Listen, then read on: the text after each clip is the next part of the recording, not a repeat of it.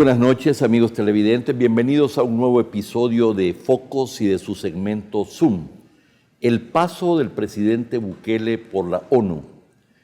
El presidente de uno de los países más pequeños de Latinoamérica y el mundo fue recibido por el secretario general de las Naciones Unidas, Antonio Guterres, que confirmó su apoyo a la Comisión Internacional contra la Corrupción y la Impunidad, CICIES, enviando la semana que comienza mañana un equipo para concretar su participación, dándole a esta iniciativa una perspectiva de mayor credibilidad, fortaleza e independencia.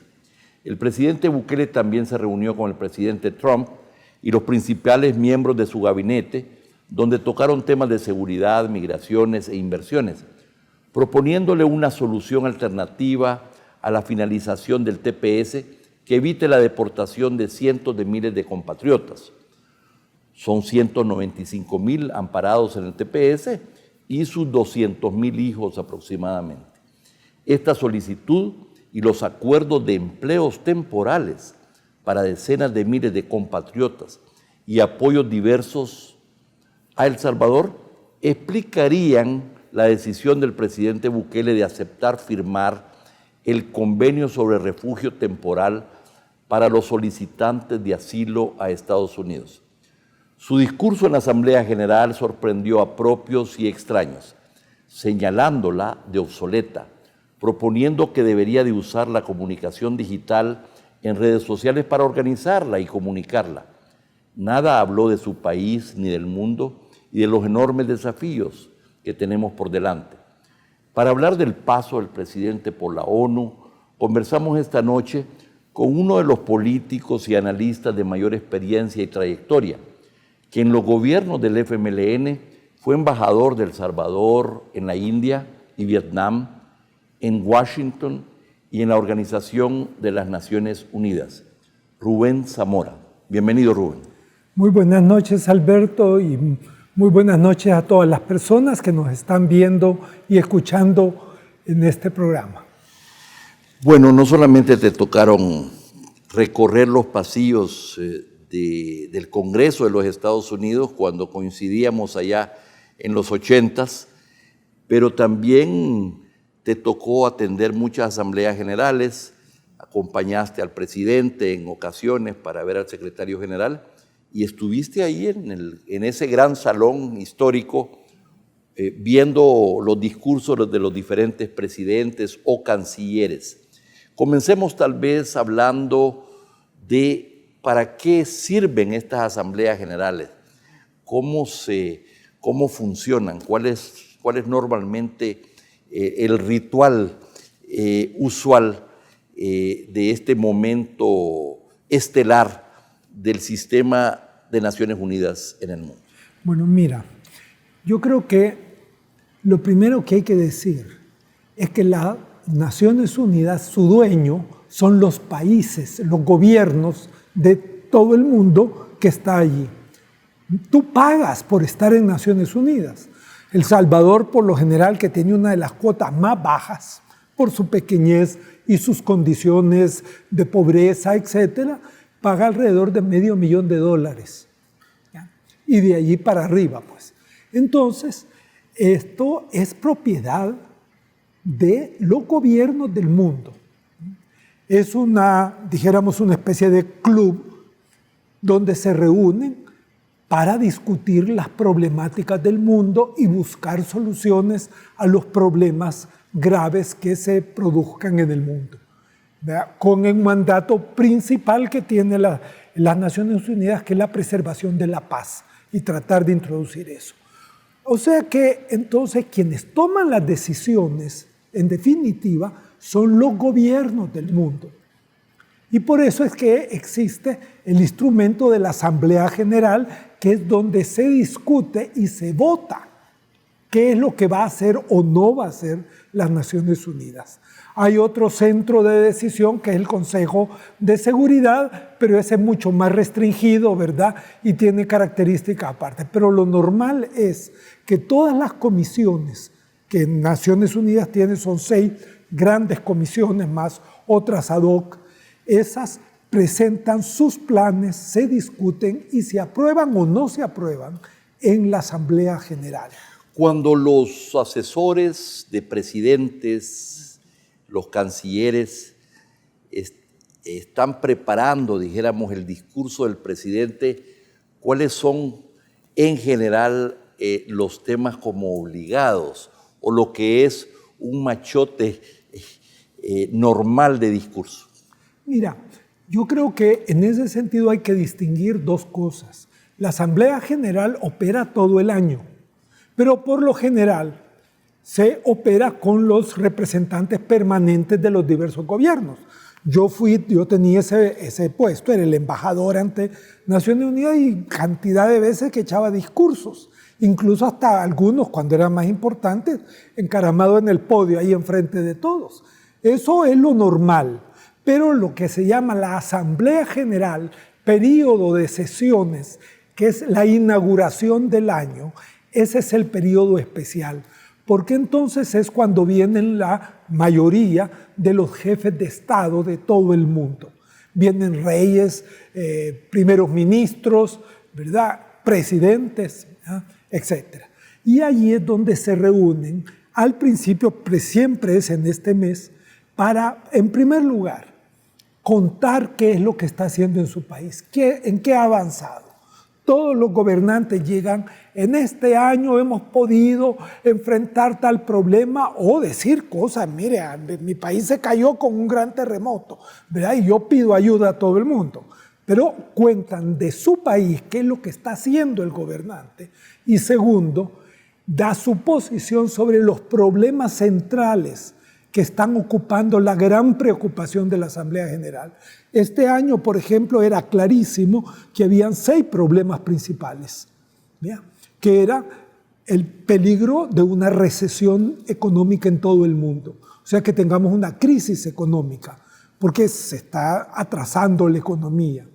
El problema del pleito por el comercio internacional, o sea, esto que Trump le ha hecho a China y que China le contesta. Un tercero es la situación del Medio Oriente, que es guerra todo el tiempo y no la puede resolver nadie. El otro es el calentamiento global que ha habido, que es más, la semana anterior hubo un summit. Un summit es cuando se invita a los presidentes, a los jefes de gobierno. Cumbre. Una cumbre, sería en español, sí. Y entonces está eso, ¿verdad? Y luego hay 2 problemas que sí se están tratando ya con dimensión internacional, y es el caso de Venezuela. ¿Cómo resolver el problema tan tremendo que hay en Venezuela? Y el otro caso, el Brexit, o sea, la salida de Inglaterra de la Unión Europea, que tiene una repercusión realmente mundial. Bien, entonces, claro, esos son los problemas sobre los que dan posición. La problemática de cada país y el pronunciamiento de los líderes sobre algunos de estos temas mundiales, sí, es lo que constituye los discursos normales, dijéramos, que son más o menos de unos 15, 20 minutos. 15 minutos. 15 minutos a lo más. Y se trata de que en 15 minutos lo diga. Por eso es que es un discurso preparado y leído, el que suelen hacer, ¿verdad? Por el problema del tiempo, bien, porque son 170 gentes que echan discursos, ¿me entiendes? Tú viste el discurso del presidente y después de los saludos, ¿verdad?, vino el selfie. ¿Será este el primer presidente de la historia de la Asamblea General de Naciones Unidas que se toma un selfie en pleno discurso? Es muy original, esto creo que nunca había sucedido, ¿no? Mi impresión es que es la primera vez. Primero porque los selfies no son de hace 10 o 15 años, son un poco más de ahora, ¿verdad? Y segundo porque los señores van con ganas de decir lo que quieren contar de su país y dar su posición y no andan perdiendo el tiempo porque les están tomando cientos de fotos. ¿Y qué pensaste cuando viste que se tomó el selfie? ¿Cuál fue tu...? Un poco me dio risa, honestamente te digo, pues presidente Bukele siempre sale con sus cosas, ¿verdad? Como de eso. Pero eso no es importante. Pero a los jóvenes, ¿cómo? No solamente a los que simpatizan con él, pero a los jóvenes de muchos lugares, pareciera que le gustó muchísimo, una manera de conectarse con la juventud, con las nuevas generaciones, nuevas formas de comunicación. Claro, pues sí, pero después todo el discurso fue dar una clase de primer grado acerca del uso de las redes a una institución que usa de las redes. Y eso fue lo terrible del discurso del presidente, que le estaba diciendo, ustedes están atrasados aquí, las Naciones Unidas, porque no hacen redes. Todas las instancias de Naciones Unidas tienen Facebook, tienen esto, tienen Instagram, tienen todo eso y trabajan. Va a ofrecerles que hagan concursos, ¿verdad? Y que se les dé unos concursos de grandes millones. 10 millones. Sí, eso es absurdo, ¿verdad? Dar 10 millones de premios a un concurso juvenil.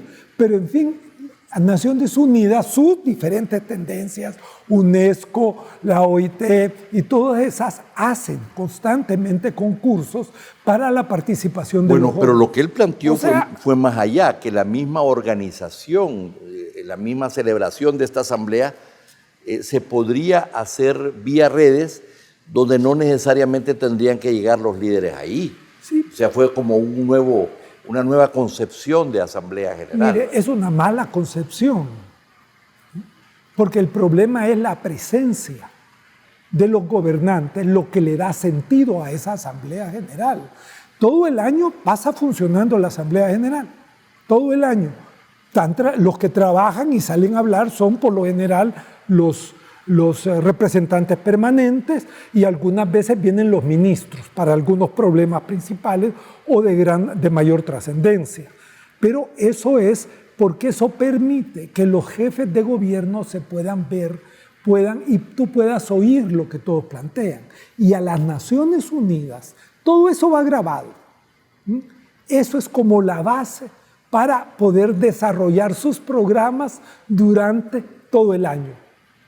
Van viendo sobre tal tema, que por eso es que hay temas, ¿verdad?, que suelen ser muy comunes, ¿verdad? ¿Qué dijo este? ¿Qué dijo el otro? ¿Qué dijo el otro? Y eso tiene sus efectos también pues, en la agenda de las instituciones o de las organizaciones del sistema de Naciones Unidas, claro, ya en los países. Mediarlo. Aunque estas cosas también se hablan en directo.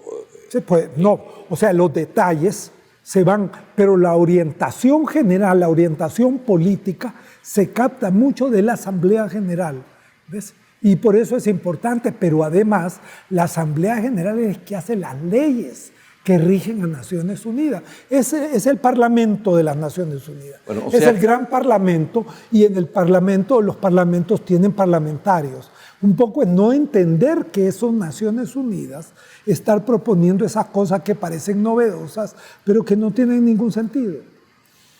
Bueno, ¿será que nosotros, sesentones o setentones, no entendemos de estas cosas, Rubén? Y entonces la forma de hacer clic con las nuevas generaciones es por esa vía, y es proponer. No, pero ese es el error que tenés, creo yo. No, yo no estoy afirmando que... Pero como lo estás defendiendo... No, estoy haciendo de abogado del diablo. Por eso, o sea, hay decenas de miles de gente fascinada con lo que sucedió. Claro. Entonces te pregunto, ¿no será que aquí hay un tema de que no entendemos a los millennials, Rubén? No, sino es tratar de entender a los millennials, y para empezar, tenés que empezar por definirme qué son los millennials. Eso es un invento, es un invento que se lo aplican a todos los jóvenes, cuando la gran mayoría de los jóvenes del mundo ni saben qué es el milenismo. Ok, pongamos las cosas claras. O sea, estamos hablando con grupos de jóvenes, sobre todo en países desarrollados y en algunos menos desarrollados, que tienen ciertas cosas en común que son muy importantes, que hay que tomarlas en cuenta, pero no las vas a tomar en cuenta metiendo a más de 2.000 millones de jóvenes, ¿verdad?, de gente joven, en hablar y en una cosa tan reducida entonces como es ese gran monumento que es la sala de la Asamblea General. Eso no tiene sentido. Tenés que buscar otro tipo de formas. Bueno, y ahí es donde Naciones Unidas tiene serios programas de trabajo con jóvenes en un montón de partes del mundo. Hay, por ejemplo, una Asamblea General de Naciones Unidas de los jóvenes, que hacen sesiones de la Asamblea General en la que, por ejemplo, un joven lleva el caso dijéramos, de Irán y el otro el caso de Estados Unidos y hacen los discursos. Allá, como estaba El Salvador por algunas cosas, llegaban los jóvenes de ahí de Estados Unidos a preguntarme, mire, ¿cómo y qué me puede dar para el discurso? Porque a mí me toca el problema migratorio del Salvador, Honduras y Guatemala. ¿Por qué? Porque tienen eso y eso es una parte que hace Naciones Unidas. Bueno, rompe eso con una... No lo sabe el presidente, eso es lo que pasa. Pues. Ha roto con una tradición. Pareciera que mucha gente cree que esto es un acto muy original, muy diferente, sin analizar, dijéramos, el tema de los contenidos y de lo que es, dijéramos, para qué sirve ese espacio. Vamos a ir a un corte, ya regresamos.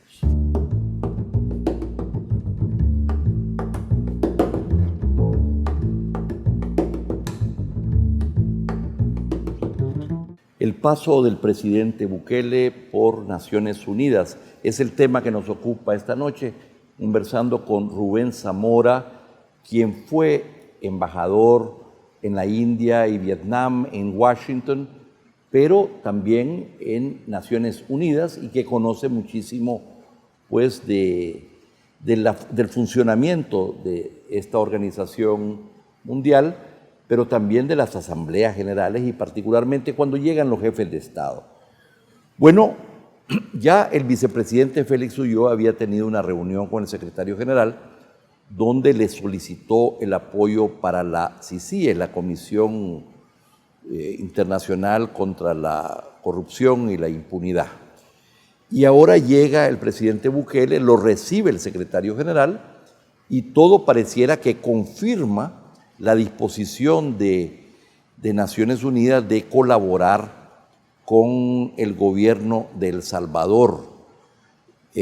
No recibe, hasta donde yo veo, no todos los presidentes que llegan a esta gran sesión son recibidos por el secretario general, aunque entiendo que si lo solicitan, pues como que el secretario general tiene la obligación de recibirlos.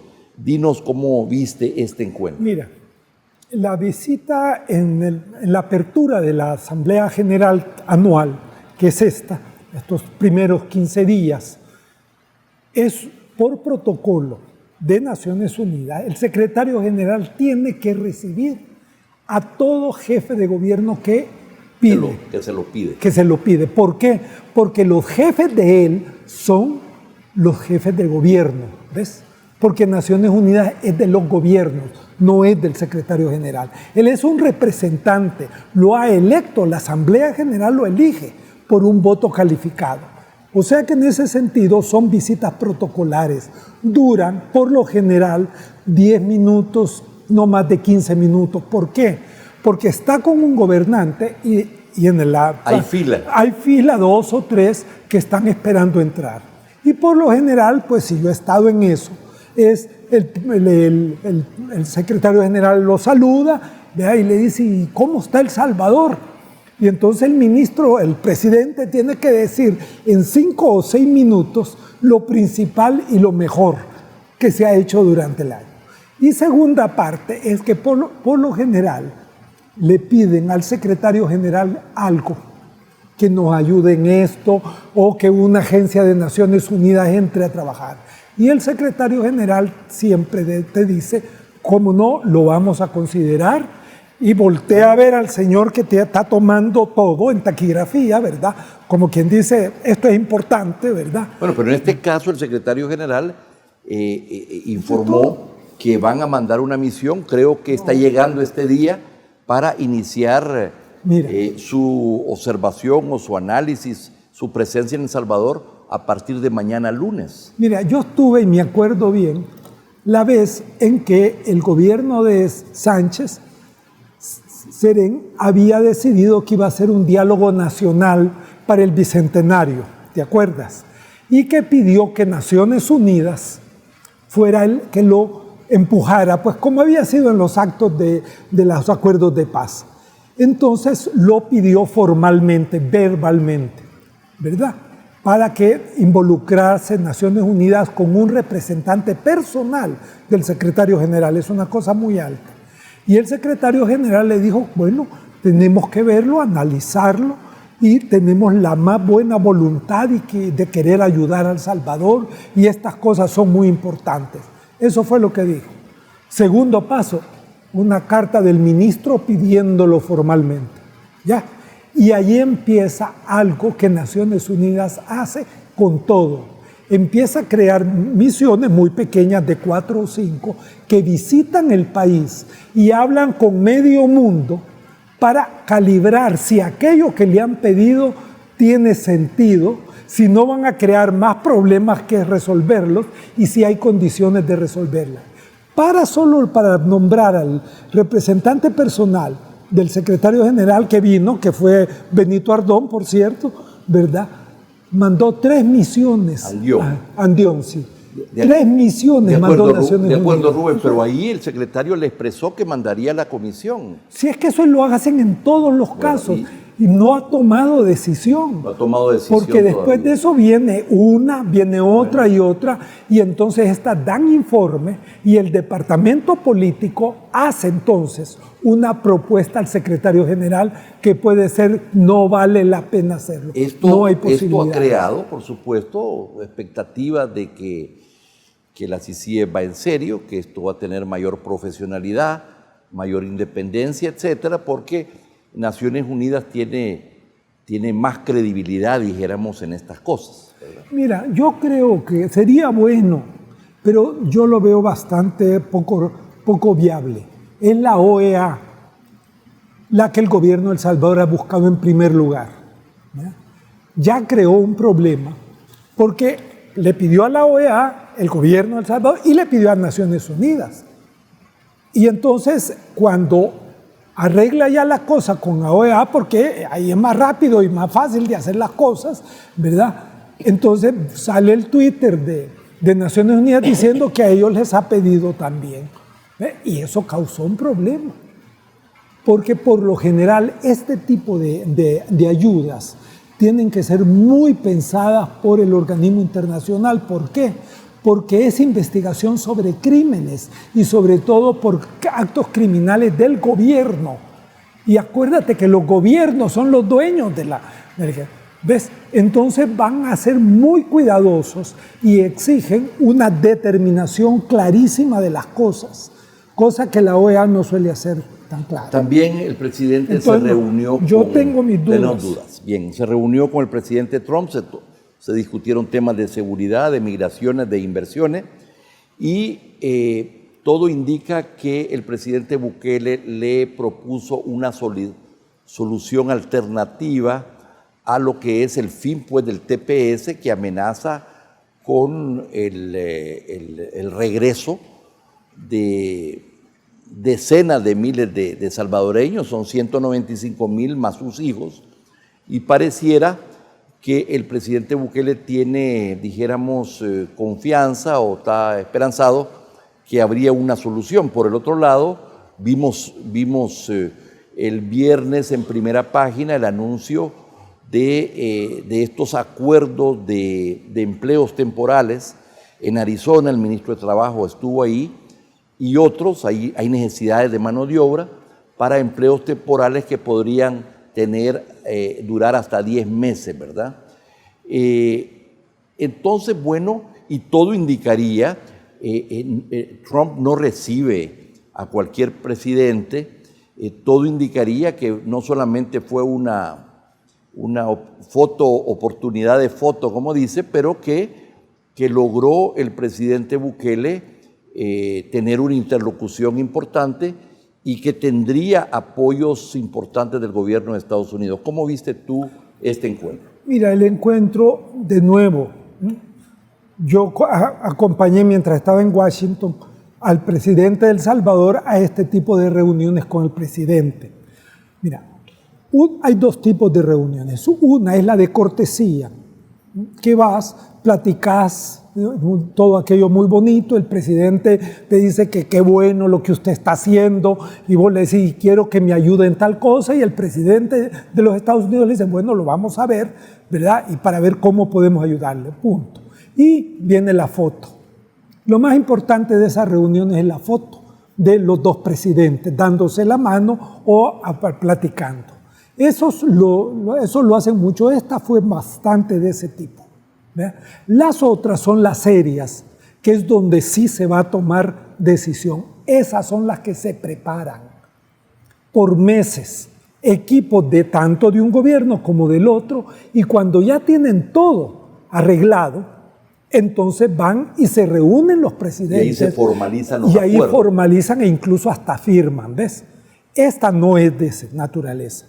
Aquí lo que yo tengo entendido que el presidente Bukele le pidió al presidente de los Estados Unidos que por favor le dieran un periodo más a los TPS, que son periodos de año y medio, para que pudieran seguir. Y la respuesta de Trump fue decir, bueno, vamos a ver qué se puede hacer. Punto. No le dijo ni sí ni no. Rubén, yo desde los años 80, donde debido a la confrontación este-oeste y el lugar que ocupaba el conflicto salvadoreño en el mundo y en Estados Unidos en particular, y que al presidente Duarte lo recibían y al canciller, yo no había visto, pero eso fue en tiempos de guerra, ¿verdad? Muy particular, es una excepción histórica. Yo no había visto un presidente salvadoreño ni centroamericano que tuviera el acceso y que desarrollara las relaciones que estamos observando con el presidente Bukele. No tengo recuerdo de eso. Fíjate, no solamente cuando fue allá antes de tomar posesión, pero ya cuando vino el Attorney General, ¿cómo se llama? El fiscal, cuando vino el secretario de Estado, cuando han venido otros personeros, bueno, y después vino la Nancy Pelosi, el speaker, la líder de la casa, con una delegación muy importante, ¿verdad? Y esto a apenas 3 meses. Y esa foto con una buena parte de lo mejor del gabinete, o de lo más importante del gabinete de Trump, se dio precisamente recibiendo al presidente Bukele. ¿Cómo interpretas tú? ¿Para ti esto es simplemente una foto más, o es que ahí hay señales importantes a tener presente? Mira, yo creo que todo esto hay que partir de lo siguiente. Para Trump, El Salvador vale por el problema migratorio, punto. ¿Ya? Y el problema migratorio para el presidente de los Estados Unidos es ahora un instrumento para su reelección. Por eso es que se ha puesto bastante duro en todo, ¿verdad? Para demostrarle, no al presidente Bukele o el otro, sino a su base, que la quiere que vaya electoral, ¿verdad? Para que decirles, aquí yo les estoy cumpliendo, ¿ya? Como no pudo hacer el muro, porque le cayeron encima, empezando porque el Congreso le negó el dinero, y el Congreso es el que aprueba el presupuesto, como en toda democracia. Bueno, una parte le han aprobado. ¿Cómo? No. El presupuesto le permite tomar de otros un pedazo. Un pedazo. Pero eso es un pedacito, honestamente te digo. Y sacar de unos ahorros de defensa también para eso. Pero darle lo que él pidió, le dijeron que no, y ya no lo pide además. Porque no solo le cayó el Congreso, le cayó un montón de opinión pública, ¿verdad? Porque no quieren ese muro. Entonces, ha buscado otra forma de que otros le hagan el muro. ¿Quién? Los 4 presidentes involucrados en el problema migratorio, que son México, Guatemala, Honduras y El Salvador. ¿Tú le llamas el muro ya del Triángulo Norte? No, bueno, es que no solo de México y el Triángulo Norte, por estos acuerdos también que han habido en torno a poder recibir, dijéramos, peticiones de asilo en los países. Eso es falso. La petición de asilo solo se pide en Estados Unidos. Lo que sucede es que cuando hacen la petición de asilo, te hacen firmar un documento que pedís asilo y empieza el proceso conforme a la ley norteamericana. Bueno, pero el proceso se iniciaría aquí en estos países. No, de ninguna manera. Aquí se procesaría. No, espérate. No, señor. ¿Cómo van a estar viniendo los jueces de Estados Unidos? Ese es un proceso que llevan los jueces y lleva el aparato de Estados Unidos. Entonces, el problema que tiene Trump es que antes ese proceso duraba entre 1 año y 2 años. El problema, como ahora todos los migrantes piden el asilo y antes no pedían asilo, se metían por la puerta de atrás y los tenían que agarrar. Hoy no los agarran, sino que ellos van y piden asilo. Entonces, en el momento en que tú firmas eso, desde ese momento, según el tratado internacional que regula los refugiados, tenés el carácter de refugiado. Y te vas a someter a la ley norteamericana, que es el proceso de examen de que sí es cierto que tú tienes la condición de un temor sustancial y bien fundado por el cual te has ido de tu país. Pero esa aplicación se va a tramitar en estas oficinas. No, eso ya es un proceso en Estados Unidos. Vos tenés que entregar lo que tenés allá. Pero como ahora dura entre 2 y 4 años el proceso, se ha llenado de miles de gente que hoy hasta en tiendas de campaña las tienen. Entonces se han inventado que mientras el proceso esté caminando, que no está caminando, sino que los jueces lo están haciendo uno después de otro, que te mandan a otro país, por eso se llama tercer país seguro, el proyecto. Te mandan a otro país. A otro país. Para que estés allí. Para que estés allí, mientras y cuando el juez te señale la fecha de tu audiencia, entonces vas a tener que regresar a Estados Unidos. Pero mientras tanto, tu condición de refugiado, ya reconocido, pero no permitido dentro de Estados Unidos, eso le corresponde al país con el que estás. Bueno, tenemos dudas si van a venir mucha gente aquí. ¿Cómo? No, si es que no es que si van a venir o no. Estados Unidos te la va a mandar. Lo único que no te puede mandar aquí son salvadoreños. Ni salvadoreños ni... Lo que hagan la petición, Estados Unidos te lo va a mandar pidiéndote que te No te dice, pues si por eso es que se hace este tratado, este acuerdo firmado por los ministros, donde se establece que El Salvador acepta que Estados Unidos le esté mandando toda esta gente, que pueden ser hondureños, guatemaltecos, mexicanos, haitianos, de cualquier parte del mundo que ha pedido asilo, los va a mandar para que se estén aquí, mientras el juez dentro de 3, 4 años llega al caso de ellos y entonces le mandan, véngase. Y hoy ya lo están haciendo por televisión.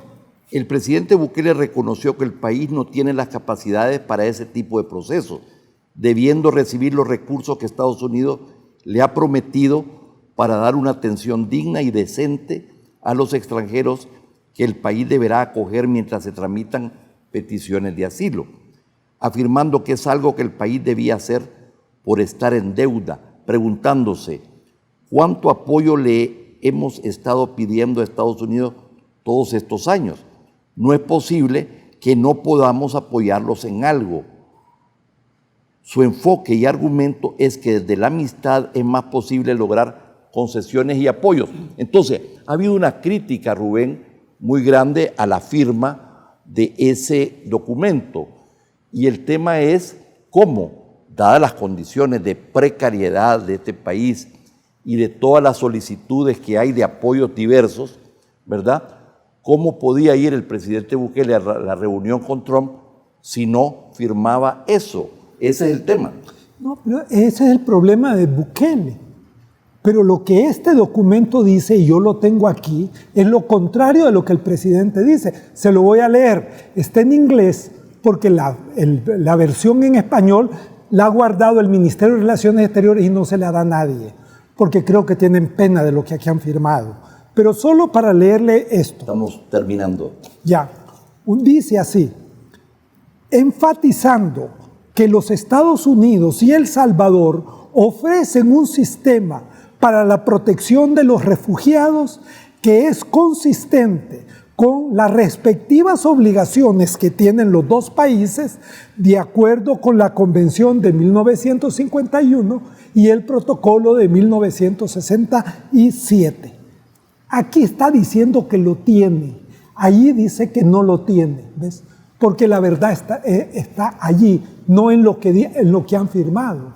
Porque si tú ves qué es lo que debes de hacer, el protocolo, la Convención del 51, te dice claramente cosas que tenés que hacer en vivienda, en empleo, en atención médica, en vestidos. Te lo dice que está a cargo tuyo. Es una obligación, en este caso, del Estado, asumir, dijéramos. El del Estado donde se encuentra. Bueno, eso es. Esto ha sido lo que más o menos, de manera similar, aunque le han dado otro nombre, han firmado los tres países. Sí, ¿cómo? Lo han firmado los cuatro. Los cuatro, México Los cuatro. También. Primero México, y el país más seguro, a donde lo mandó el tercero, es a la franja norte de México, que es el lugar de México donde hay más asesinatos y donde la droga y los lores de la droga están más. Y Guatemala aparece como un país seguro, y Honduras es un país seguro, y El Salvador es un país seguro. El gobierno no quiere llamar a este acuerdo de tercer país, pero es un acuerdo de tercer país porque te mando a esta gente que le estoy tramitando su asilo para que me lo tengas 4 años, ¿verdad? Y ahí me lo tragas. Por supuesto, aquí este asunto no dice una palabra de que Estados Unidos va a dar dinero. Bueno, eso no es lo que él hizo referencia, no sé si habrá se lo ha inventado. Algún ofrecimiento al respecto. No, pero ¿por qué no lo pusieron aquí? ¿Por qué no dijeron un límite para la gente que se manda? ¿Por qué no dijeron con cuánto va a venir? Si lo que estamos haciendo con esto es ahorrándole dinero al gobierno de Estados Unidos. Porque a todos estos que piden asilo, el gobierno de Estados Unidos los pone en campos de detención, que hoy ya son de concentración, les tiene que dar de comer, vestida y todo, atender los medicamentos y todo eso. Bueno, veremos, y ya se liberó de todo eso. Cuántos vienen y cuál es el balance al final entre esta concesión y los logros no solamente de la política y de las relaciones bilaterales, pero de estas gestiones en Nueva York, pero también en Washington, donde el presidente Bukele irá la próxima semana. Rubén, quiero agradecer tu presencia esta noche. Estás muy preparado para tratar los temas. Pues hombre, me parece muy importante. Espero tenerte en otras ocasiones. Gracias, Alberto, por la oportunidad. Y hay peores cosas en este acuerdo. Si quieres, algún día las podemos sacar. Que se conoce muy poco. No, es que no lo dejan. Bueno, yo lo conseguí. Pero puede haber traducción al español.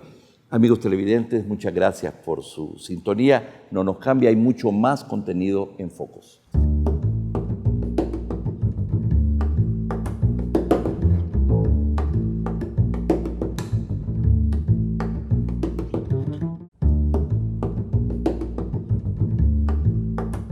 Estados Unidos logró que el Triángulo Norte centroamericano se convirtiera en un muro de contención para los migrantes que llegan al país de Norteamérica en busca de asilo. El Salvador, Honduras, firmaron acuerdos con la administración Trump y con ellos se suman a Guatemala, que ya se había adherido a la figura de tercer país seguro para migrantes. Hoy, en Focos, analizamos las implicaciones del acuerdo que el gobierno salvadoreño firmó, a pesar de que el país no tiene las condiciones para recibir refugiados y al mismo tiempo es uno de los mayores solicitantes de asilo del mundo. El 20 de septiembre, la canciller Alexandra Hill firmó un acuerdo migratorio con el secretario de Seguridad Nacional en funciones de Estados Unidos, Kevin McAleenan. Una copia del documento obtenida por el periódico digital El Faro indica que el acuerdo no aplica para los salvadoreños, pero obligará al país a recibir a los solicitantes de refugio que rechace Estados Unidos, a quienes no podrá remover. Un acuerdo similar se firmó esta semana con Honduras y con ello la administración de Donald Trump logró convertir al Triángulo Norte Centroamericano en un muro para contener los flujos migratorios a su territorio. Estados Unidos estima que esta estrategia de reubicar refugiados en el Triángulo Norte permitirá negarle el ingreso a 12,000 personas durante el próximo año. En un comunicado, el Departamento de Estado informó el jueves que su programa de acogida de refugiados aceptará unas 18,000 personas durante el año fiscal 2020, que inicia el 1 de octubre próximo, frente a los 30,000 de este año. La firma de este acuerdo con los Estados Unidos es, por lo menos, paradójica. Según datos de la Oficina del Alto Comisionado de Naciones Unidas para los Refugiados, ACNUR, El Salvador es el 6º país del mundo que más solicita asilo. Hay 119,300 salvadoreños en espera de respuesta a su petición y solo durante 2018, un total de 48,800 huyeron del país y presentaron una solicitud formal de asilo en el extranjero. Estados Unidos es el mayor receptor de las solicitudes salvadoreñas, con 33,400 en 2018. Además, El Salvador es de donde proviene la mayoría de personas que pide protección en el país norteamericano. El mismo gobierno salvadoreño aceptó que el país no tiene la capacidad para recibir refugiados, pero de igual forma firmó el acuerdo, porque quería demostrar su amistad a Estados Unidos. El Salvador ahorita no tiene condiciones de asilo. Lo que nosotros firmamos, primero firmamos una carta de intención en El Salvador que la firmamos con el secretario Macalina.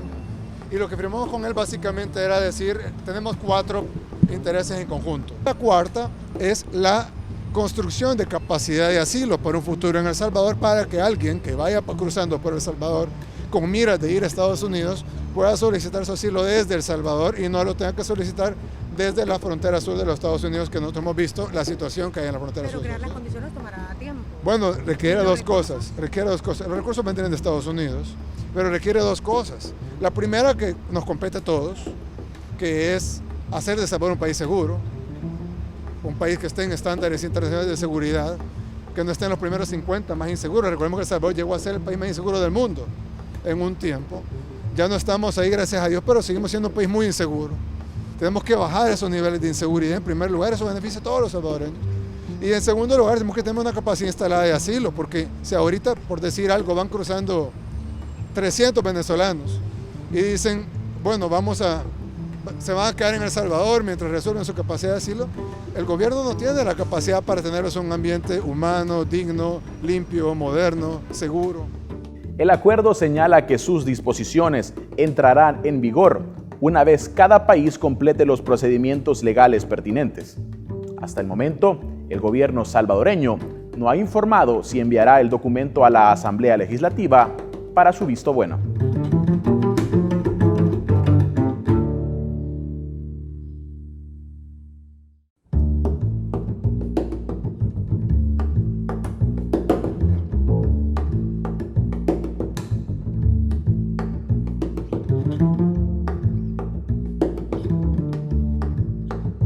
Buenas noches, bienvenidos a una nueva entrevista en Matices. Esta noche estaré conduciendo la entrevista. Karen Fernández no podrá acompañarnos en esta ocasión, pero tenemos importante información que analizar en esta próxima media hora. Y es que el presidente Nayib Bukele ha concluido su agenda en Nueva York en el marco de la Asamblea General de las Naciones Unidas, en una visita marcada, entre otras cosas, por el encuentro bilateral sostenido con el presidente de ese país, de Estados Unidos, Donald Trump, en el que se anunció que se negociará una alternativa para aquellos salvadoreños amparados en TPS. En materia migratoria, la gestión Bukele ha sido cuestionada por su reciente acuerdo con los Estados Unidos para convertirse en un país asilo para aquellos solicitantes de refugio, con la paradoja que El Salvador se encuentra entre los primeros países que solicitan asilo alrededor del mundo, precisamente por la falta de oportunidades y la inseguridad hacia su población. ¿Cómo está gestionando la política en derechos humanos y particularmente en materia migratoria la gestión de Nayib Bukele? Es parte de lo que estaremos analizando esta noche y para eso nos acompaña en este set de entrevista Benjamín Cuellar, integrante del Laboratorio de Investigación y Acción Social contra la Impunidad, a quien damos la bienvenida a Focus. Gracias, Saúl. Gracias por la invitación. Benjamín, queremos iniciar esta entrevista precisamente conociendo tu análisis, sus reacciones sobre esta visita que ha tenido el presidente Nayib Bukele a Estados Unidos particularmente en materia migratoria. Él tuvo un encuentro bilateral con Donald Trump, del cual el presidente brindó unas declaraciones señalando que uno de los beneficios de este encuentro fue buscar una alternativa para aquellos salvadoreños amparados por el TPS, son 195.000 salvadoreños aproximadamente. Quisiera conocer tu opinión respecto a esto. ¿Consideras que ha sido exitosa esa visita? ¿Te genera algún tipo de comentario? Puntualmente sobre el tema de la oferta hecha con Trump en la entrevista que tuvo, yo espero que sea cierto, ¿verdad? Por bien de casi 200.000 personas de nacionalidad salvadoreña con TPS, casi 200.000 también hijos e hijas de tepecianos, como le dicen ahora, ¿verdad? Y alrededor, más de 135.000 hogares. Yo espero que sea cierto. ¿Por qué digo espero que sea cierto? Porque ya no son pocas las versiones de hechos, de las declaraciones dadas por él o por funcionarios de su gobierno, que después uno, ¿verdad?, se da cuenta que no son así como se han planteado. El caso está, por ejemplo, el del acuerdo, del que vamos a platicar más adelante, ¿verdad? Todo lo que dijo la canciller, ¿verdad? Y realmente no es cierto lo que dijo. Ya al conocer el acuerdo, ¿verdad?, que nadie lo conocía, ahí uno se da cuenta de que no es cierto. Entonces, digo, esto particularmente del TPS, a mí me alegraría mucho que fuera cierto, que se va a empezar una negociación seria que conduzca, digamos, a resolver el problema de manera definitiva. Y eso hay que resolverlo por ley. De alguna manera, el presidente en sus declaraciones ha dejado la expectativa de que con la buena relación, como la ha calificado, que tiene El Salvador con Estados Unidos en este periodo, se pueda contar con mayor apoyo para el país, para que genere las condiciones de desarrollo y que finalmente pueda convertirse en un país con mejores condiciones, que se traduzca en ser un país receptor de asilo. Hay, digamos, desde tu perspectiva, posibilidades reales que esto pueda ocurrir en el marco de esta negociación que se ha hecho. Que se convierta en un país seguro, ¿verdad? La cosa es que ya no le quieren decir así, porque suena paradójico, ¿verdad? Y casi hasta burlesco decir que El Salvador va a ser tercer país seguro, ¿verdad? Porque no lo es. Entre paréntesis, hay que decirlo, cualquier criminólogo, ¿verdad?, que sea objetivo, que te va a decir, Saúl, que la baja de muertes violentas, ¿verdad?, en un país, ¿verdad?, así de repente no es normal, no es nada normal. Algo hay detrás, no pueden bajar así de repente. Yo me recuerdo las experiencias con la de Francisco Flores, por ejemplo. El promedio anual de asesinatos en esa década, la mayoría de los años de la década de 1990, pero arrancando después de la guerra, del 92 en adelante, era arriba de 7.000. Llegó Francisco Flores, ¿verdad?, y de repente 2.000 y algo. Después se repitió con Funes también. Entonces, hay gente, funcionarios del gobierno de Flores, que decían que maquillaban las cifras. Pero que además yo no descarto una tregua, ¿verdad?, también detrás de eso. Bueno, ya sabemos la historia de lo de la tregua de Funes, etcétera, etcétera. Entonces, yo creo que no se puede de la noche a la mañana hablar de que El Salvador va a ser un país seguro solo tocando este ámbito, ¿verdad?, el de la seguridad ciudadana, ¿verdad?, el de la violencia social, ¿verdad?, y de la violencia, para mí, siempre lo he dicho, que se genera a partir de las tres guerras que hay en El Salvador: guerra entre maras, guerra contra las maras y guerra de las maras y los agentes del Estado contra la población joven, sobre todo, que vive en los campos de batalla, ¿verdad? Entonces, solo en ese ámbito, no vamos a hablar de la violencia económica, ¿verdad?, de otro tipo de violencia, solo en eso no se baja de la noche a la mañana, pero de la noche a la mañana sí ya pueden empezar a venir personas que van a ser incluidas dentro del acuerdo o para cumplir el acuerdo establecido en el acuerdo. Y precisamente te preguntaba sobre tus expectativas de las declaraciones del presidente, de que en la medida que se reciba apoyo de Estados Unidos para generar condiciones de desarrollo, entonces el país va a poder convertirse en un país receptor de personas que solicitan asilo.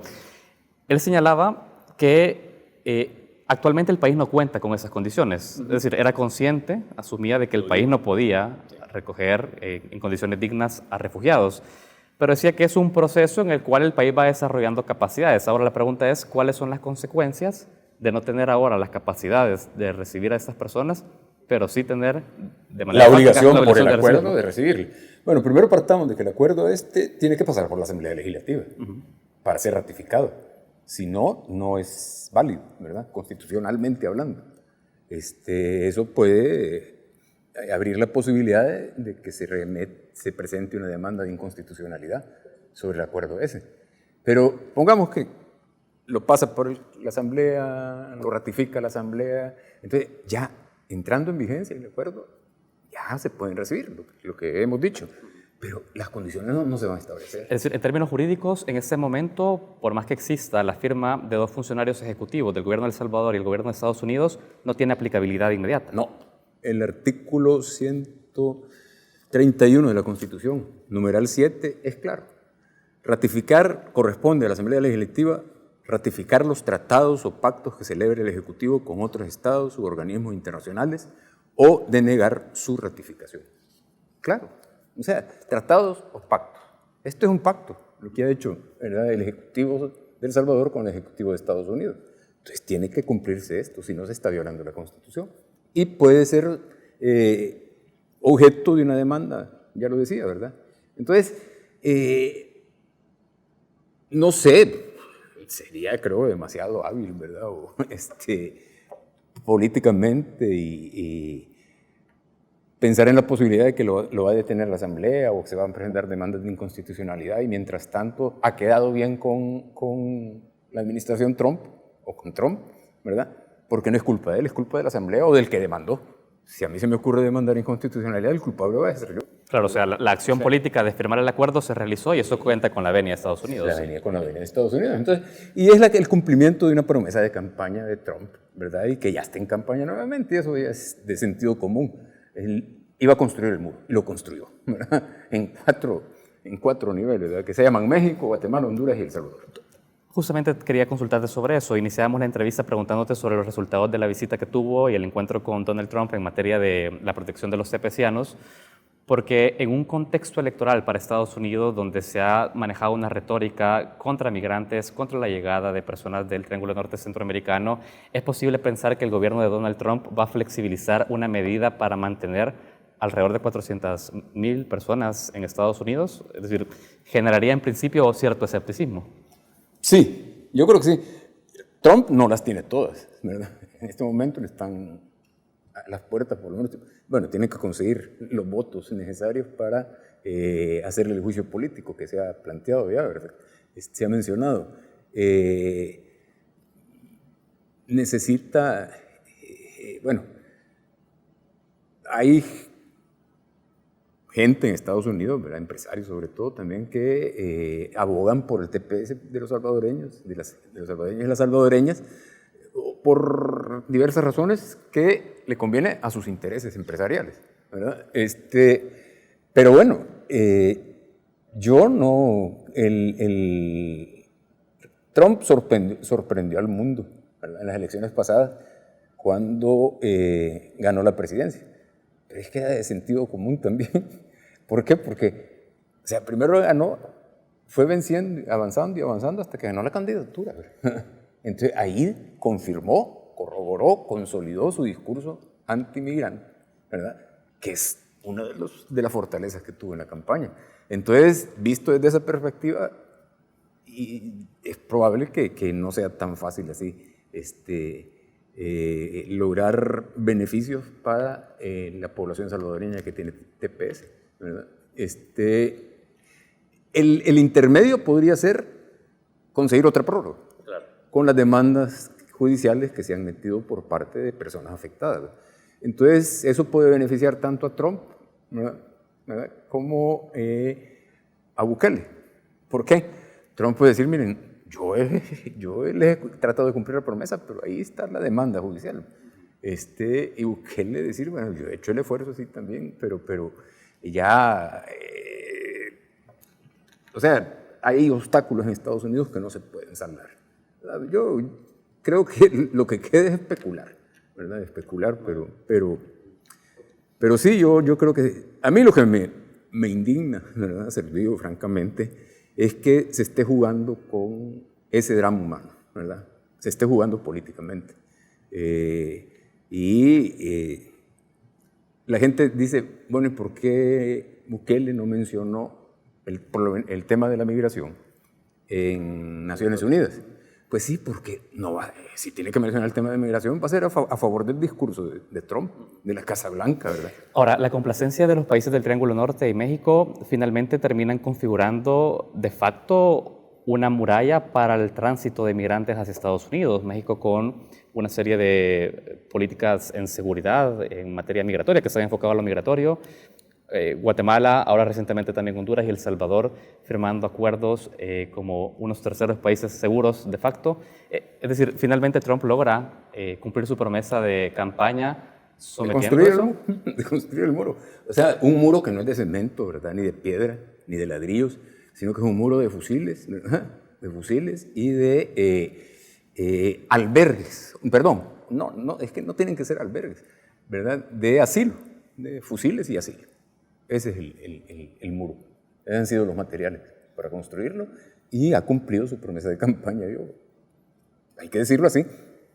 ¿Cómo interpretas esa complacencia de los gobiernos centroamericanos? Porque hay de alguna manera un consenso de poder cumplir al designio de Estados Unidos de marcar la raya de no pasar migrantes hacia la frontera sur. Es decir, hay una posición genuflexa y ningún tipo de resistencia, pero tampoco dentro de las oposiciones políticas de estos países para hacer una contraparte. De Guatemala, de El Salvador, de Honduras y de México.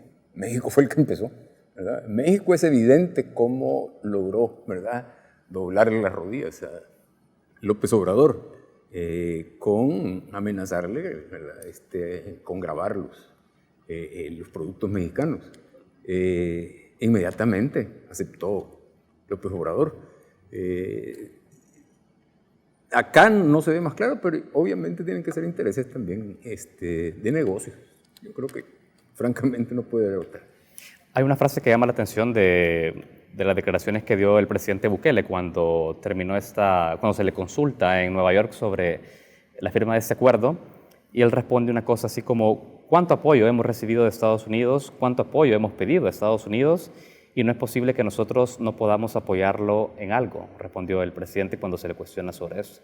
Sí, Estados Unidos apoyó durante la guerra hay una cifra mítica, creo yo, no sé si será cierta, habría que comprobarla, de $1 millón diario, ¿verdad?, en ayuda militar y económica, ¿verdad? Entonces, Monseñor Romero tuvo que pronunciarse días antes del magnicidio de Romero, que va a cumplir 40 años, pronunciarse pidiéndole a Jimmy Carter que no mandara ayuda militar, ¿verdad?, que solo servía para matar. O sea, ese es del apoyo que dieron también los Estados Unidos. Posteriormente terminó la guerra y ya no, pero también han seguido, o sea, hay entrenamiento, hay marines entrenando tropa salvadoreña, y eso de boca del actual ministro de la Defensa Nacional, se sabe. Entonces, se siguen mandando militares a Estados Unidos a ser entrenados. Ese es el apoyo, ¿verdad?, que para mí es el más destacado de toda la historia de la relación de Estados Unidos con El Salvador, al menos del siglo pasado a la actualidad.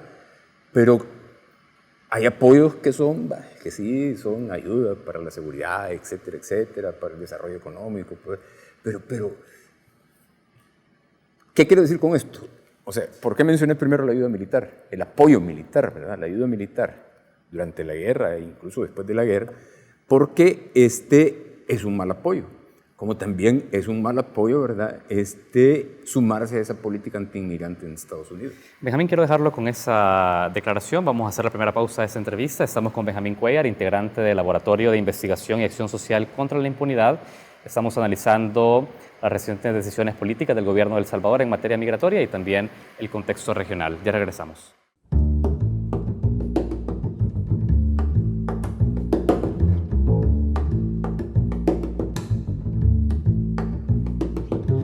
Continuamos la entrevista en Matices. Esta noche se encuentra con nosotros Benjamín Cuellar, integrante del Laboratorio de Investigación y Acción Social contra la Impunidad.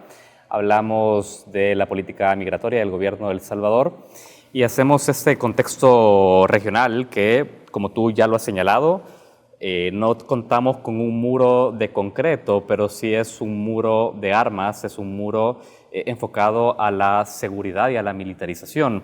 Parte de eso también, el gobierno de El Salvador no solo se queda con el acuerdo que ha firmado recientemente con Estados Unidos en materia de asilo, sino con el lanzamiento de una patrulla fronteriza, Benjamín. ¿Qué conocimiento tienes tú sobre la operatividad de este tipo de patrulla y cómo ves su llegada en el contexto migratorio, que es para lo que fue creada? Sí, por eso ha sido creada, por eso yo decía, de fusiles, no solo en la frontera mexicana, sino que también en nuestras fronteras. Y sí fue creado para eso, para detener la migración ilegal. Migración ilegal no hay, hay migración. Las causas son otro tema a discutir. Pero yo creo que es difícil opinar, o sea, de manera precisa, cuando no se conocen todos los detalles, ¿verdad? Este gobierno, ¿verdad?, ha llegado, bueno, lo célebre de la intervención allá en la Asamblea General de Naciones Unidas fue la famosa selfie y la apología de las redes sociales, que pueden servir para bien y para mal, y que no toda la gente está en redes sociales.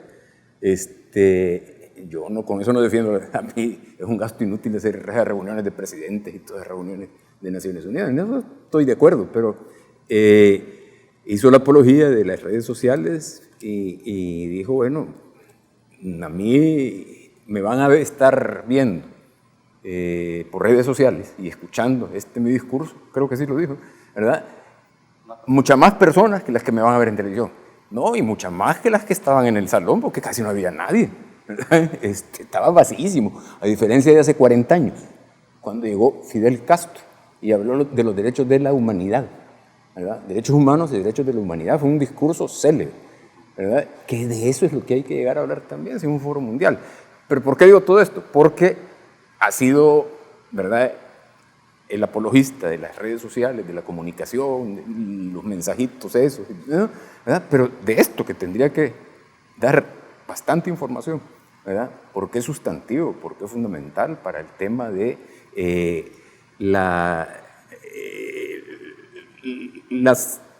salida de gente que aquí, ¿verdad?, tiene que huir del hambre, de la sangre, ¿verdad?, que están fundamentados en la impunidad, ¿verdad? Entonces, de eso sí necesitaríamos información, pero no hay información. Pero esa lectura entre líneas de entender el fenómeno migratorio a través de una patrulla fronteriza, hay una lectura fina respecto a eso, que es simbólica también de este gobierno. Mira, yo creo que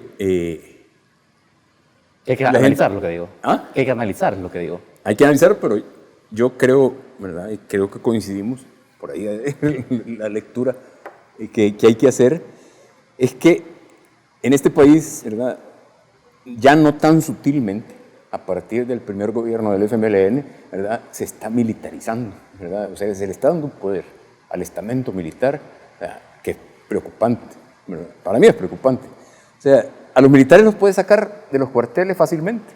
El problema es regresar, ¿verdad?, que se regresen a sus cuarteles. El primer patrullaje conjunto, ¿verdad?, se dio el 16 de julio de 1993. Desde que simbólico, año y medio exacto después de la firma del acuerdo de Chapultepec, y después en el primer gobierno de Funes aumentó de 800, 900 soldados que andaban en patrullaje a con Funes casi llegar a 15,000, que cuidaban el perímetro de los cuarteles, que andaban en patrullaje, que cuidaban fronteras, porque esto de las fronteras no es nuevo también. Entonces yo creo que el mensaje que se puede leer ahí es que los militares van a tener cada vez más, ¿verdad?, mayor influencia, peso, incidencia de hecho, en la sociedad salvadoreña. En la comunicación oficial hay un promocional que señala algo así como nos critican de militarizar la seguridad, pero lo que no dicen es que la población ahora se siente más segura. Yo, por eso doy la fecha, yo siempre, de cuándo aparece el primer patrullaje con militares. O sea, porque han andado 26 años. 26 años aplanando calles y levantando polvo en las veredas, ¿verdad? Y solo está segura la gente que vive en los lugares donde va pasando la patrulla, pero después se van. Benjamín, ¿cómo se puede interpretar o qué tipo de lectura se puede hacer de manera más estructural en materia de derechos humanos de este gobierno cuando la primera acción que el presidente señala es cambien el nombre de la Tercera Brigada de Infantería, Domingo Monterrosa, y esto es aplaudido como un acto simbólico en materia de derechos humanos de reparación a estas víctimas, a evitar la revictimización, pero en paralelo encontramos políticas de estas características que estamos analizando? ¿Es posible ver una consistencia en materia de derechos humanos de este gobierno o podríamos a 100 días, un poco más, dar una conclusión de eso? Yo voy a empezar por algo que no puedo decirlo con certeza porque no tengo la información también, ¿verdad? Yo creo aquí la especulación se vuelve un derecho humano, ¿verdad? Cuando no hay información. Entonces yo no sé si solo mandó a pintar el muro, ¿verdad? Para tapar el nombre del mayor Domingo Monterrosa, o sí se siguió el proceso administrativo para cambiarle el nombre a la Tercera Brigada, porque cuando Funes ordenó allá en el Mozote, que toda la gente está el mito de que lloró, no, si calor, ni sudando estaba. No, en serio, hay gente que estaba ahí, yo no fui. ¿Verdad? Obviamente yo fui de los que con otros colegas pedimos que no llevara al ejército. ¿Verdad? Y se nos dejó ir con todo, ¿verdad? Que quién era yo para estar diciendo eso. Pero bueno, esas son, ya Funes ya está suficientemente analizado, pero le dio la orden, que después dijo que no había sido orden, porque había dicho, doy la instrucción, ¿verdad?, de dejar de homenajear a los militares que participaron en la masacre del Mozote y violaron derechos humanos y otras violaciones de derechos humanos. Él entonces, ministro de la Defensa, era el general Atilio Benítez, ¿sí?, ahora procesado por tráfico de armas, ¿verdad?, por venta de armas, etcétera, etcétera. Él estaba ahí porque Munguía Payés había pasado inconstitucionalmente y violando los acuerdos de paz, ¿verdad?, el acuerdo, a ser ministro de Justicia y Seguridad Pública. Ese era el escenario. Entonces Benítez dijo, o sea, 2 o 3 días después, y ahí está en los medios, se va a crear una comisión que va a examinar, ¿verdad?, va a analizar, va a ver si se siguieron todos los procesos administrativos, ¿verdad?, para que esos nombres fueron puestos de manera correcta. ¿Ah? Y después dijo que sí, ¿verdad? Y que lo que había habido en la fuerza es, no sé, para mí una burla también ese informe que sacó esa comisión, porque decía que habían cometido la Fuerza Armada, no había por qué dejar de homenajearla, porque la Fuerza Armada había cometido errores, ¿verdad?, pero no violaciones de derechos humanos, porque los guerrilleros se vestían igual que la población civil, entonces ahí hubo confusión, ¿verdad? Por tanto, los nombres seguían. Entonces, hay proceso administrativo, y yo no sé si lo siguió, pero más que el proceso administrativo está el proceso posterior, ¿verdad? Desaparecen la pírrica y para mí bastante humillante con las víctimas reparaciones que se les daba en materia económica de $15 a $50 mensuales, dependiendo de las condiciones, y solo como a 5,000 personas, solo como a 5,000 víctimas. Pero vaya, hasta eso ha dejado de funcionar. Entonces, no hay coherencia entre pintar el muro, ¿verdad?, y dejar suspender las ayudas económicas que están programadas hasta diciembre de este año. Bueno, otro acto en materia institucional también tiene que ver... Además de las cosas que ya habíamos hablado antes, en derechos humanos. Claro, pero la supresión también de una Secretaría de Inclusión Social, que también llevaba como bandera en muchos temas la protección de personas mayores, personas LGBT, pueblos indígenas, es decir, hay acciones simbólicas, personas con discapacidad, pero ya hay, digamos, desde tu punto de vista, un análisis formado de poder establecer un criterio, este gobierno se está comportando de tal manera en materia de derechos humanos, es decir, ¿tiene una evaluación para ti ese desempeño en gestión? Sí, así como han hecho evaluaciones por 100 días en materia de derechos humanos, a mí me ha desencantado, bueno, no estaba encantado también, o sea, me ha confirmado mis temores, más bien.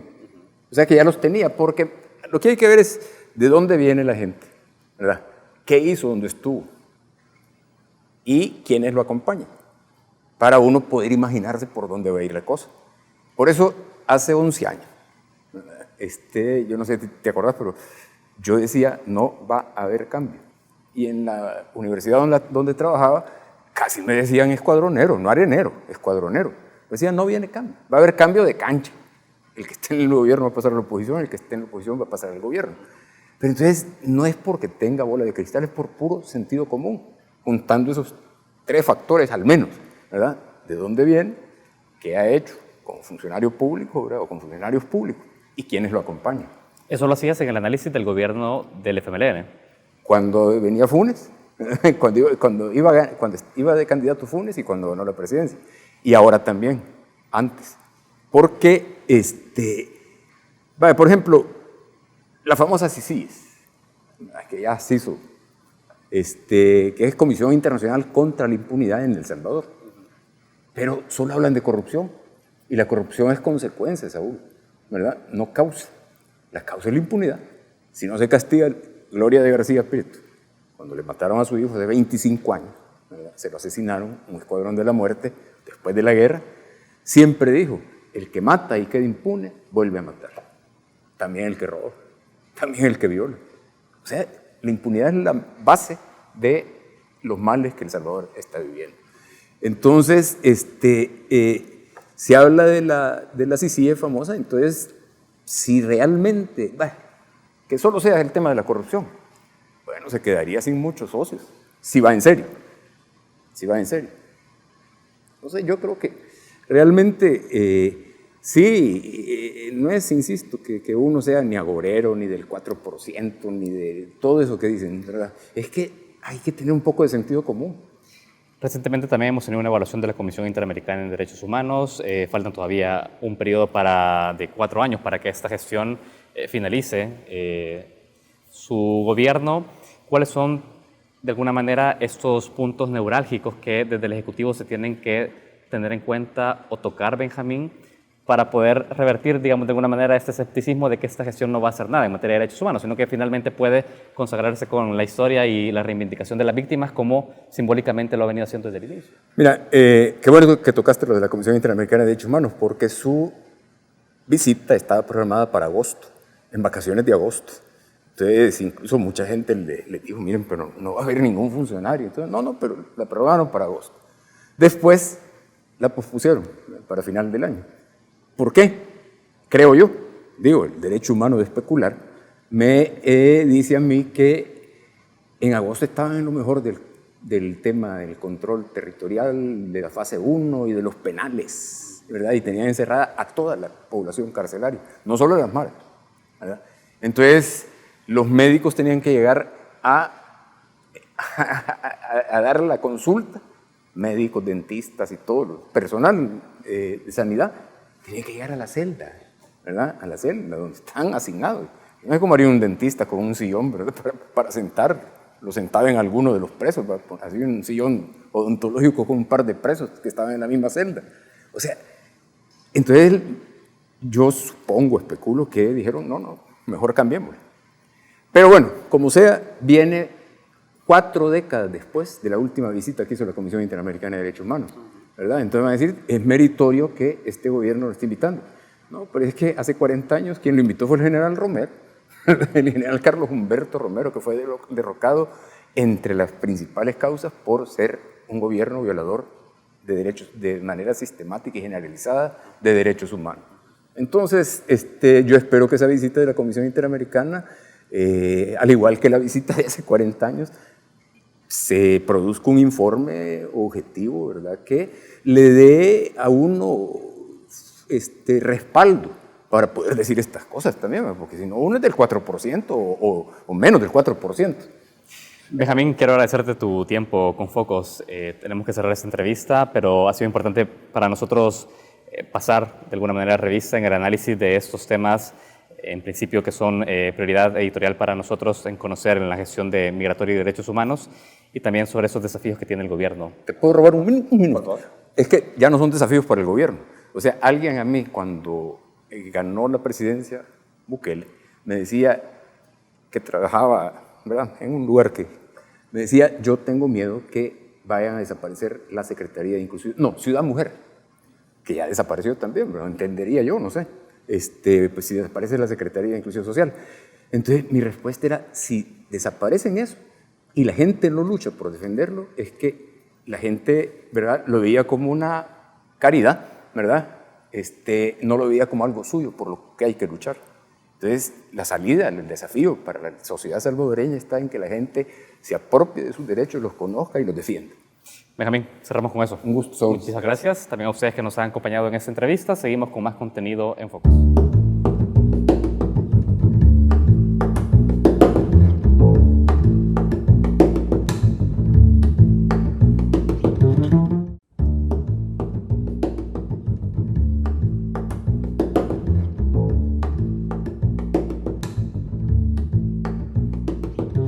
Bienvenidos a Reflejos, el segmento de análisis internacional de Focus.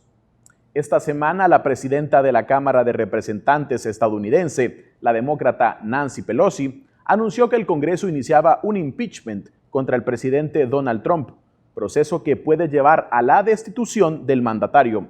El motivo es el presunto chantaje del presidente Trump hacia su homólogo ucraniano para que continuara una investigación que afectaba al precandidato presidencial demócrata Joe Biden. Para ampliar sobre el tema, enlazamos hasta la capital norteamericana con Muni Jensen, politóloga colombiana y analista del podcast político Altamar. Bienvenida a Focus, Muni. Gracias, es un gusto estar aquí como siempre. Bien, ¿por qué la Cámara de Representantes de mayoría demócrata decidió iniciar un proceso de destitución o impeachment contra el presidente Donald Trump? Ha sido un proceso largo en el cual muchos de los demócratas han pedido que la Cámara de Representantes empiece este proceso. Muchos periodistas también consideran que con los hallazgos del informe de Mueller había suficientes argumentos para empezar este proceso. Nancy Pelosi, la presidenta del Congreso y quizás una de las políticas más astutas y que más entiende cómo es el proceso electoral desde el punto de vista de los votos, se había resistido a tomar esa decisión porque consideraba que en una época electoral era difícil para algunos congresistas que estaban en plena campaña y en unos contrincantes muy fuertes, se iban a ver lastimados cuando se polarizara el ambiente y podrían darle energía a sus rivales republicanos. Ella había decidido no hacerlo. Sin embargo, lo curioso realmente y lo que creo cambia un poco la historia es que lo que no sucedió durante los 2 años de la investigación de Mueller sucedió después de 2 semanas del anuncio de este delator del gobierno que ha dado todas las noticias que conocemos sobre la conversación de Donald Trump con el presidente nuevo de Ucrania, en el cual aparecía haber una especie de cruce de favores, de ayuda económica de Estados Unidos a Ucrania a cambio de la investigación que hiciera el gobierno ucraniano sobre los negocios del hijo de Joe Biden, el candidato demócrata para la presidencia en ese país. ¿Qué pasó distinto? Que ahora Nancy Pelosi, que es una experta, como lo he dicho, contando votos, se dio cuenta de que había suficiente apoyo dentro del Partido Demócrata, suficiente evidencia para hacer un caso de juicio político, de impeachment, muy sencillo, con una especie de culpabilidad muy demostrable, y pensó que eso era más importante en este momento, sentar un precedente moral por parte del partido y que eso no iba a lastimar los resultados y la mayoría del Congreso en las próximas elecciones. Ahora bien, ¿en qué consiste este proceso de impeachment? ¿Cómo inicia y cómo puede llevar a la destitución o no del presidente? Desde tu punto de vista, ¿es probable que esto suceda? Bueno, es un proceso que solamente se ha activado, está considerado en la Constitución, en la posibilidad de hacerle un juicio político al presidente por encontrar que no tiene las condiciones apropiadas para mantenerse en ejercicio. Y es un proceso que, como todo en Estados Unidos, se compone de las distintas ramas del gobierno. Se ha hecho, esta es la 4ª vez que se inicia en la historia de Estados Unidos un proceso de juicio político contra un presidente. El primero fue Andrew Jackson, el segundo fue Bill Clinton con el escándalo, el segundo fue Richard Nixon, que es el caso más sonado, el tercero fue Bill Clinton con el caso de Mónica Lewinsky. En el primer caso, el impeachment fue favorable, pero no hubo renuncia porque por razones ya de Corte Suprema. En el caso de Bill Clinton, también el impeachment salió favorable por votos, pero tampoco procedió en la Corte Suprema. Y en el caso de Richard Nixon empezó el proceso, pero él renunció en la mitad antes de que terminara. Consiste en un proceso, empezó, y el detonante, el ejemplo más claro y más reciente, empieza en la Cámara de Representantes cuando se abre este proceso por parte del presidente del Congreso, y de allí con una mayoría simple, que por cierto en este caso dice Nancy Pelosi que ya tiene los votos para este caso, ya que hay mayoría demócrata en la Cámara de Representantes, pasaría al Senado, muy parecido a como pasa un proyecto de ley, y en el Senado también necesitaría una mayoría de allí. Esos dos fallos pasarían a la Corte Suprema, que a su vez daría el último paso para que el presidente sea removido, y en ese caso sucede de manera inmediata. En este caso en particular, el Senado es republicano, aunque los votos en la Cámara estén ya casi contados, de todas maneras la lucha en el Senado va a ser más difícil. Sin embargo, y me pedías mi análisis, ya algunos senadores republicanos se están desmarcando de Donald Trump, empezando por Mitt Romney, el ex candidato presidencial, que ahora también hace parte del Senado, y es probable, no es absolutamente garantizado, es probable que a medida que salgan más pruebas, en la medida en que vayan implicándose más miembros del gobierno de Trump, esos votos se vayan sumando. Y finalmente, ¿cómo esto impacta la carrera electoral para las presidenciales del 2020? Tanto para Trump, candidato a la reelección, como a Biden, favorito de las encuestas del Partido Demócrata.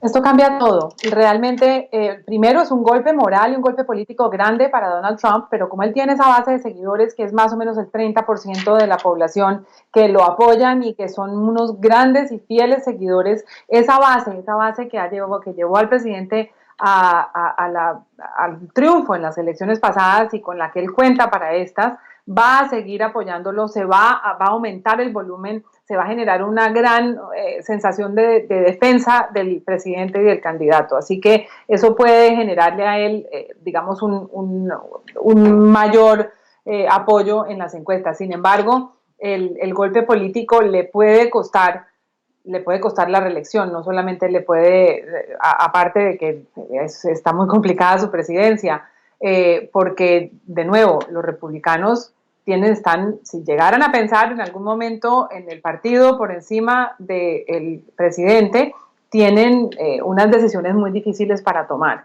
Y por parte de los demócratas, a pesar de que en los últimos días ha habido una especie de ola de solidaridad por Joe Biden después de ser atacado, y realmente con unas acusaciones que no están probadas, es posible también que él salga lastimado como candidato, pero hay una baraja enorme de candidatos adicionales que de alguna manera podrían aprovechar esta crisis y subir en las encuestas. Pienso en Elizabeth Warren, que ha tenido en estos días una especie de subidón en las encuestas importante. Así que está todo por verse. Es un momento de altísima turbulencia, es un momento de mucho suspenso, donde las fichas políticas seguramente se están jugando en los salones privados de la Cámara y del Senado, y donde en este momento el protagonista, que es Donald Trump, está recibiendo una atención que él no quiere. Con todo lo que le gusta a él la atención, ser el cuarto presidente con un proceso de juicio político para él es un tema devastador. Muy bien, muchísimas gracias, Muni. Gracias a ustedes. Con esto concluimos nuestro segmento Reflejos. Para ver este y otros análisis internacionales, ve a focostv.com. Ya regresamos.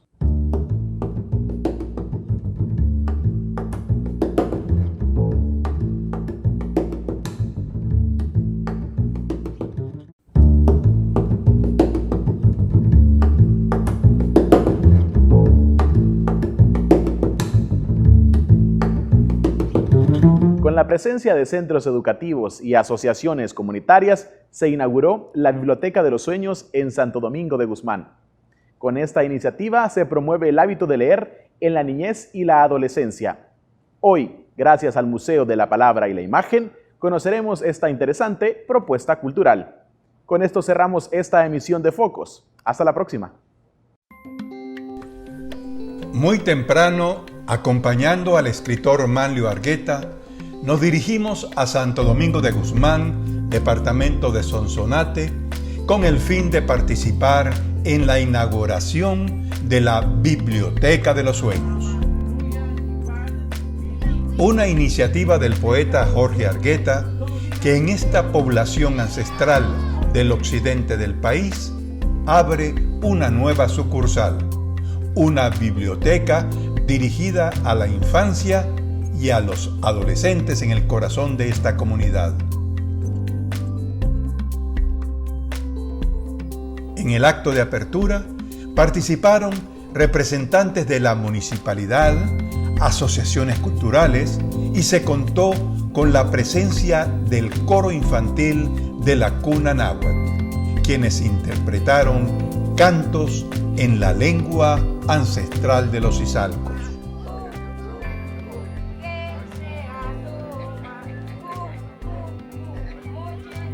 La Biblioteca de los Sueños comenzó su actividad en San Salvador, en el barrio San Jacinto, y ahora se expande al inaugurar esta segunda sede para incentivar la lectura en la niñez de Santo Domingo de Guzmán, una biblioteca infantil que estará conducida por los propios jóvenes de esta comunidad.